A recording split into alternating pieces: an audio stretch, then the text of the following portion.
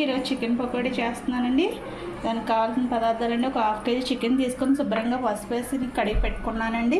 ఇదిగోండి అల్లం వెల్లుల్లి పేస్ట్ ఆడుకున్నానండి. ఒక 2 స్పూన్లు అల్లం వెల్లుల్లి పేస్ట్ వేసుకున్నామండి. మసాలా కూడా అండి నేను పొళ్ళు వాడినండి. లవ మొగ్గలు, దాల్చిన చెక్క అన్ని మసాలా పేస్ట్ చేసి పెట్టుకున్నానండి. కావాల్సిన పదార్థాలు కలుపుకుందామండి. ఇదిగోండి 2 స్పూన్లు అల్లం వెల్లుల్లి పేస్ట్ వేసుకున్నామండి.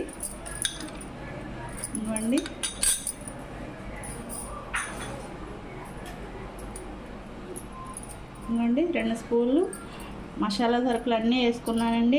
పలవా పువ్వుతో సహా అన్నీ వేసుకొని 2 స్పూన్లు కలుపుకున్నామండి. ఇదిగోండి ఒక గుప్పుడు జీడిపప్పులు కూడా వేసుకున్నామండి. ఉప్పు కూడా వేసుకున్నామండి. 2 స్పూన్లు ఉప్పు వేసుకున్నామండి.